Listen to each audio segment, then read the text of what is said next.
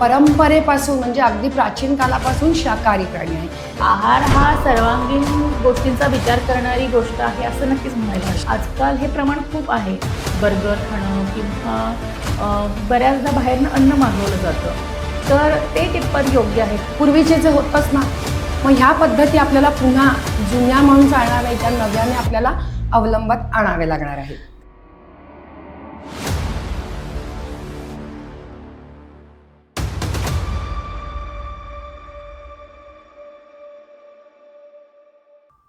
हरिओम. नमस्कार मैत्रिणींनो. मानसी संवादच्या आजच्या 4थ्या भागात तुमचं सर्वांचं मनपूर्वक स्वागत.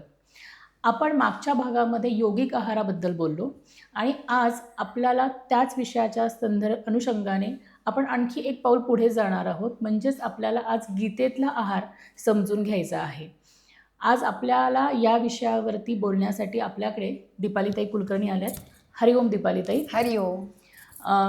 ताईंचं थोडक्यात ओळख करून म्हणजे खूप छान आहे त्यांचं ओळख करून देणं, जे हे की ताई स्वतः त्यांची गीता मुखोद्गत आहे. वेगवेगळ्या ठिकाणी जिथे गीतेचे वर्ग होतात किंवा सामूहिक पाठांतर असतं तिथे ताई स्वतः जातात. ताई स्वतः योग शिक्षिका आहेत आणि गेले कित्येक वर्षापासून त्या योग शिक्षिका म्हणून पण कार्यरत आहेत आणि गीतेचं मुखोद्गत असल्यामुळे वेगवेगळ्या ठिकाणी त्यांचं सामूहिक पठणासाठी सुद्धा त्या जातात. तर ताई आज आपल्याला गीतेतील आहाराबद्दलची संकल्पना, गीतेत जी आहाराची संकल्पना मांडलेली आहे त्या विषयाशी आपल्याशी संवाद साधणार आहेत. ताई, तुम्ही आम्हाला आज मार्गदर्शन करा गीतेतल्या आहाराबद्दल. हरिओम. वसुदेवसुतं देवं कंसचाणूरमर्दनं देवकी परमानंदं कृष्णं वंदे जगद्गुरुं. भगवान श्रीकृष्णांनी 17वा अध्याय श्रद्धात्रय विभाग योग यामध्ये आपल्याला आहाराची त्रिसूत्री सांगितलेली आहे. जसे मनुष्य प्राण्यामध्ये सत्व रज तम असे 3 गुण असतात, तसेच आपल्याला आहारामध्ये आपण जो आहार घेतो त्याच्यामध्ये सुद्धा सात्विक, राजसिक आणि तामसी असे आहाराचं व्यवस्थित आपल्याला संकल्पना स्पष्ट केलेली आहे. सात्विक आहाराचं मध्ये भगवान श्रीकृष्ण म्हणतात, आयुष्सत्व बलारोग्य सुखप्रीती विवर्धनाः रस्या स्निग्धा स्थिरा हृद्या आहारा सात्विक प्रियाः. म्हणजे काय? जो आहार आयुष्य, बल, बुद्धी, आरोग्य, सुख आणि प्रीती आपल्यामधले वाढवतो त्या आहाराला सात्विक गुण म्हणलेला आहे, सात्विक आहार म्हणलेला आहे. तर सात्विक आहार कोणता? तर वरण, भात, भाजी, पोळी, कोशिंबिरी, भाजी, सगळ्या प्रकारच्या कडधान्यांच्या उसळी, डाळी, भाकरी. तर हा जो आपला जो दैनंदिन जीवनातला आहार आहे त्याला सात्विक आहार असं म्हटलेलं आहे. आपण म्हणजे गुणयुक्त आहार आपण जे म्हणतोय त्याच्यामध्ये सात्विक आहाराची संकल्पना तुम्ही आत्ता मांडली. तर ताई, सध्या आता चातुर्मास वगैरे चालू आहे, म्हणजे थोडक्यात आत्ता जो आपण आहार करतो तो आपण नियमित करणं म्हणजे सात्विक आहार आहे. ह्या आहाराची गुणवैशिष्ट्य काय आहेत? सात्विक आहार म्हणजे कमीत कमी संस्कार केलेला, जास्त संस्कार त्याच्यावर संस्कार करायचे नाही आहेत, जास्त उकळवायचं नाही, जास्त शिजवायचं नाही, जास्तीत जास्त कुकरला आपण ज्या शिट्ट्या करतो तर ते तर अगदी चुकीचंच आहे. ते सगळं सत्वच त्यातलं निघून जातं. कमीत कमी उष्णता त्याला द्यायची, जेवढी आवश्यक आहे तेवढी. आणि ताई, सात्विक आहारामध्ये व्यक्तिमत्वामध्ये त्याचा कसा परिणाम होतो की आपण जेव्हा सात्विक आहार घेतो, कधी कधी आपण जसं आता आपण पुढे बोलूच ह्या विषयावरती, पण थोडंसं शिळं अन्न वगैरे खाल्लं की आपल्याला खूप आळस वगैरे येतो, पण सात्विक आहाराने आपल्याला प्रसन्न वाटतं. ती गुणवैशिष्ट्य माणसाच्या व्यक्तिमत्वामध्ये कशी येतात?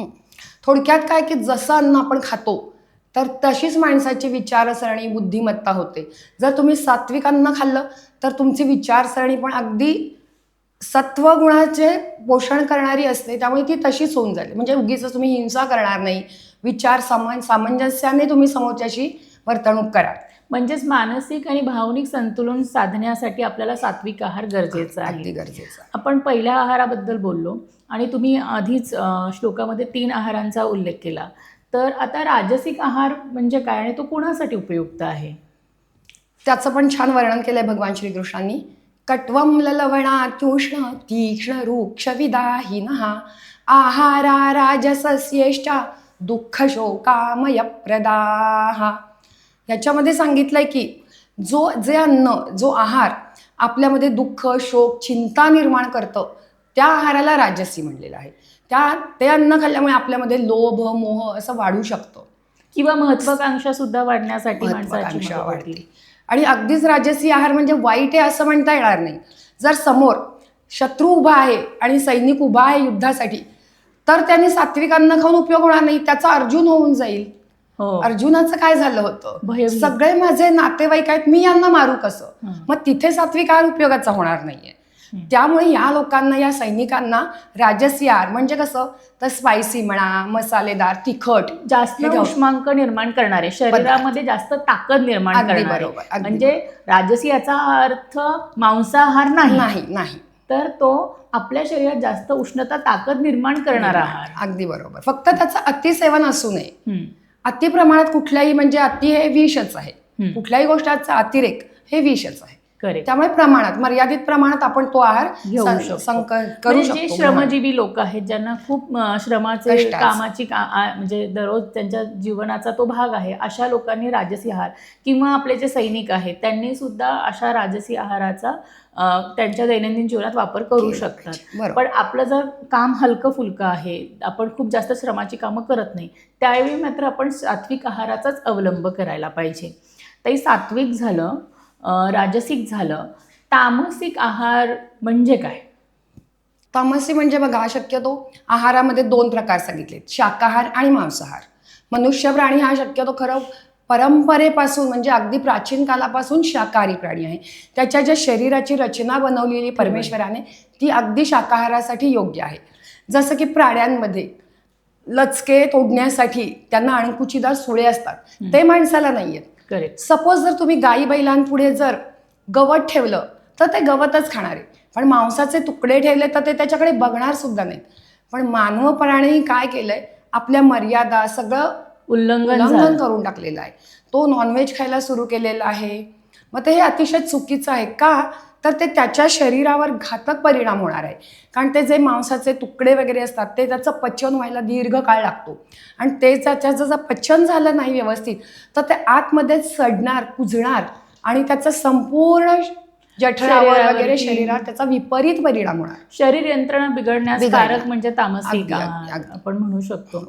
आजकाल हे प्रमाण खूप आहे, बर्गर खाणं किंवा बऱ्याचदा बाहेरनं अन्न मागवलं जातं, तर ते कितपत योग्य आहे? कारण की आपण आपल्या घरामध्ये काल केलेला एखादा पदार्थ फार फार तर सकाळी खाऊ गरम करून, पण तसं होत नाही. मग त्याच्यावरती काय तुमचं मत आहे?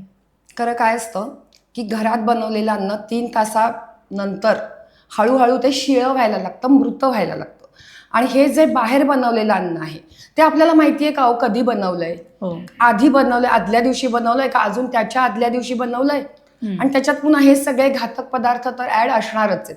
पण जेव्हा आपण घरामध्ये अन्न बनवतो, तेव्हा आपण एखादा स्तोत्र, मंत्र लावून आपण जसं, आणि आपले विचार पण जे मनात चालू असतात ते पण त्या अन्नामध्ये उतरत असतात साहजिकच. अगदी पण ते बाहेर आचार्यांनी वगैरे बनवलेलं अन्न असतं, त्यावेळी त्यांच्या मनात काय विचार चालू आहेत हे आपल्याला कुठे माहितीये?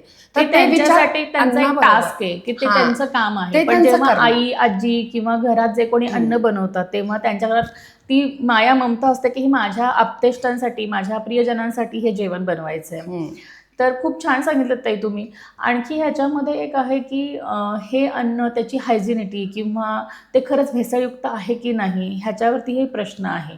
आजकाल आपण बाजारात पाहतो की किती भेसळयुक्त अन्न आहे. म्हणजे खरं तर आपण आपला दैनंदिन जीवनाला तामसी वृत्तीकडे जास्त घेऊन जातोय, कारण की हा सगळाच आहार तसं पाहिलं तर तामसीच आहारामध्ये आहे. तर मग चौरस आहार आणि बाकीचे जे घटक लागतात सात्विक आहारामधनं, त्याचं पोषण कसं आपण मेंटेन करायला पाहिजे आपल्या दैनंदिन जीवनात? याच्यामध्ये कसं, आपलं जे महाराष्ट्रीयन जेवण आहे, चातुर्मासामध्ये आता व्रतवैकल्य सुरू झालेली आहेत. आपण परमेश्वराला, देवाला जे नैवेद्य दाखवतो अर्पण करून, त्याच्यामध्ये कसं डावं उजवं जे काही म्हटलं आहे, पहिल्यापासून ज्या परंपरा चालू आहेत, तर डाव्या बाजूला थोडंसं बोट लावायला फक्त चवीपुरतं, उजव्या बाजूला भाज्या वगैरे अशा वाढल्या जातात. तर ते किती प्रमाणात खावं ते त्या नैवेद्याच्या ताटाकडे बघितल्यावरच आपल्याला कळतं. जसं मीठ, लिंबू, चटणी, कोशिंबीर हे अगदी नुसतं तोंडी लावायला. पण भाज्या वगैरे जे आहेत ते सफिशियंट, आपल्या शरीराला जितकी एनर्जीची गरज आहे त्या प्रमाणात आपण ते ग्रहण करायचं आहे. आणि आपण बऱ्याचदा की ऑनलाईन आपण मागवतो ते सुद्धा अन्न आपल्याला माहिती नाही की ते किती दिवसांपूर्वी बनवलेलं आहे, त्याच्या स्वच्छतेचे निकष. म्हणजे आज तर आपल्याकडे हा जिवंत प्रश्नच उभा आहे, ज्वलंत हा एक प्रश्न आहे आणि आपण गेले काही दिवसात बातम्यांमध्ये ते पाहतोय सुद्धा. तर त्या अनुषंगाने हे किती धोकादायक आहे अशा प्रकारचा आहार घेणं, तामसी, जो आपल्याला माहिती नाही. आपण ऑर्डर केल्यानंतर तो पदार्थ 15-20 मिनिटात येतो. पण आपण जर हा विचार केला की घरी तो बनवण्यासाठी किती वेळ लागतो, तर मला असं वाटतं ह्याच्यातच आपलं उत्तर मिळेल की ते का मागवू नये तामसिक आहाराबद्दल. म्हणजे तामसिक आहार का टाळावा, त्याचं उत्तम उदाहरण की घरी जर एखादा पदार्थ करायला 3 तास लागतात, तर तिथे तो आपल्याला 20 मिनिटात आपल्यापर्यंत येतो. म्हणजे ते खरंच ऑथेंटिक आहे का? अजिबात नाही, अतिशय चुकीचं आहे हे. आपण घरी बनवलेलं अन्न सर्वात उत्तम. इव्हन जेवताना सुद्धा घरातल्या सगळ्या फॅमिली मेंबर्सनी एकत्र जेवलं पाहिजे. दिवसा सगळेजण बाहेर कामानिमित्त गेलेले असतात, पण रात्रीच्या वेळेचं सुद्धा जेवण जर एकत्र केलं टी व्ही बंद करून, तर ते अतिशय सगळ्यांच्याच आरोग्याच्या दृष्टीने उत्तम ठरणार आहे. पूर्वीचे जे होतंच ना, वदनी कवल घेता नाम घ्या श्रीहरीचे, सहज हवन होते नाम घेता फुकाचे. मग ह्या पद्धती आपल्याला पुन्हा जुन्या म्हणून चालणार नाही, त्या नव्याने आपल्याला अवलंबात आणावे लागणार आहे. कारण की ते एक असं होतं की जेव्हा आपण एकाच ठिकाणी सगळे मिळून म्हणजे विचारांची देवाणघेवाण होणं, दिवसभराचं एकमेकांच्या दिनचर्येत काय झालं हे कळतं. एक म्हणजे संवाद, जेवण हे फक्त जेवण न पाहता तो एक संवादाचा म्हणजे एक भाग होता असं म्हणण्यास काहीच हरकत नाही. अगदी संवाद कमी झालेला आहे मोबाईलमुळे किंवा टीव्ही किंवा त्यामुळे उपकरणांमुळे TV, किंवा हो, आपल्या अगदी. जीवनशैलीमुळे. तर माझ्या मते पुन्हा त्या प्रकारे आपण जर ती जीवनशैली जर पुन्हा अंगीकारली तर नक्कीच आपल्याला आपला जो संवाद सगळ्यांच्या किंवा दृष्टीने. गॅप आपण अगदी, म्हणतो की अगदी. जनरेशन गॅप वगैरे ही कमी व्हायला कमी नक्कीच होईल. मदत अगदी होईल. अगदी बरोबर. म्हणजे आहार हा सर्वांगीण गोष्टींचा विचार करणारी गोष्ट आहे असं नक्कीच म्हणायला हरकत नाही. शरीर आणि मनावर चांगले संस्कार होण्यासाठी सात्विक आहाराला जास्त प्रेफरन्स दिला गेला पाहिजे आणि याचा सगळ्यांनीच प्रयत्न करायला हवा. हो.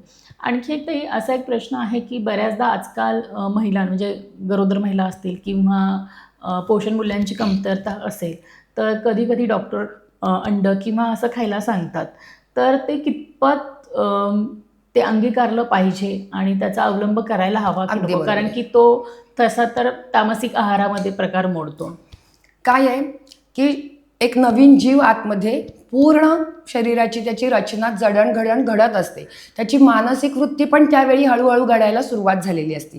त्यामुळे अगदीच जर डॉक्टरांना वाटली आवश्यकता की या घटकाची गरज आहे म्हणून तुम्ही नॉनव्हेज खा किंवा अंडही खावा, तर तेवढ्याच प्रमाणात खायचं. किंवा असं नाही म्हणायचं की मला सांगितलंय म्हणून मग पूर्ण डिलिव्हरी होईपर्यंत मी अंडीच खाणार, तर हे चुकीचं ठरू शकेल. जेवढी आवश्यकता आहे तेवढ्या सल्ल्याप्रमाणे आपण घेऊ शकतो तेवढा आहार. म्हणजे एक आपण औषध म्हणून त्याच्याकडे औषध. पाहिलं आणि ते जर घेतलं तर ते आपल्या शरीराला उपयुक्त आहे, आवश्यक होणार. त्याच्यामुळे आपल्या शरीराची हानी होणार नाही. होणार. बरोबर. खूप छान ताई. म्हणजे तुम्ही प्रत्येक गुणाबद्दल, सात्विक आहाराबद्दल, तामसिक आणि राजसिक तिन्ही आहारांबद्दल सांगितलं. तो आहार कोणी करावा आणि कोणी करू नये हे पण सांगितलं आणि खूप छान आजचा हा संवाद झाला. नक्कीच माझ्या मानसीच्या सर्व मैत्रिणींना मी विनंती करेन की तुम्ही हा एपिसोड पहा, ज्याच्यामुळे आपल्याला आपल्या दैनंदिन जीवनामध्ये आपण कशा प्रकारचा आहार घ्यायला पाहिजे आणि आपल्या व्यक्तिमत्वाबद्दल बदल कसे करू शकतो आपण, की फक्त एक आहाराने आपल्या जीवनशैलीचा, आपल्या मनाचा एक वेगळा पैलू आपल्यासमोर येऊ शकतो. जसं की ताईंनी सांगितलं, तामसिक आहार पूर्णतः वर्ज्य करणं खरंच गरजेचं आहे. जर आपल्या विचारांमध्ये सतत नकारात्मकता आली तर आपल्याबरोबर आपण आपल्या परिवाराला किंवा घराला सुद्धा तीच एनर्जी देतो. सो हा सर्वात महत्त्वाचा घटक आहे की आपण कशा प्रकारचा आहार घ्यावा. तर ताईने असं सांगितलं की आपण सात्विक प्रकारचा आहार घ्यायला हवा आणि जर तुम्ही खूप श्रमाची कामं करत असाल तर तुम्ही नक्कीच थोडासा राजसिक आहाराचा अवलंबन करू शकता. आणि शेवटी ताईंनी हेही सांगितलं की काही कारणास्तव डॉक्टरांनी जर तुम्हाला काही गोष्टींचे घटक घ्यायला सांगितले असेल की तुमची पोषण मूल्य पूर्ण व्हायला हवी आहेत, तर तुम्ही निश्चितच मग त्यावेळी डॉक्टरांच्या सल्ल्याने त्या कालावधी, त्या मर्यादेपर्यंत त्यांनी दिलेल्या क्वांटिटीमध्ये तो आहार घ्यायला हवा. खूप छान वाटलं दीपालीताई तुमच्याशी आज बोलून आणि खूप तुमच्या तोंडून श्लोक ऐकतानाही खूप छान वाटत होतं. किती सुस्पष्ट आणि एकदम छान श्लोक तुम्ही म्हणालात आणि त्याचा आम्हाला पूर्णतः त्या शब्दांची फोड करून त्या श्लोकांचे अर्थ तुम्ही आम्हाला सांगितलात. त्याबद्दल मी तुमची खूप खूप आभारी आहे. मैत्रिणींनो, तुम्ही हा एपिसोड पहा आणि तुमच्या प्रतिक्रिया नेहमीसारखंच मी तुम्हाला विनंती करीन की तुमच्या प्रतिक्रिया आमच्यापर्यंत येऊ द्या. तुम्ही कमेंटमध्ये तुम्हाला कोणते विषय ऐकायला आवडतील, काय काय विषयांवरती तुम्हाला वेगवेगळ्या तज्ज्ञ लोकांचे मतं ऐकायला आवडतील ते तुम्ही आम्हाला नक्कीच कळवा. शिवाय आपल्या मानसी संवादच्या या चॅनलला तुम्ही लाईक करा, शेअर करा, सबस्क्राईब करा, कारण की ह्याच्यामध्ये तुम्हाला प्रत्येक एपिसोडमध्ये खूप चांगली चांगली माहिती मिळते. जसं मागच्या वेळेस आपण योगिक आहाराबद्दल ऐकलं, आज आपण गीतेतला आहार, आणि ही दररोजच्या जीवनातल्या वापराची गोष्ट आहे. म्हणजे हा छोट्या छोट्या गोष्टी आपण आपल्या दैनंदिन जीवनात वापरून आपल्या सकारात्मकतेमध्ये आपल्या घरातलं वातावरण बदलण्याचा खूप चांगला प्रयत्न करू शकतो. सो हरिओम. पुन्हा भेटूया पुढच्या भागामध्ये. नमस्कार.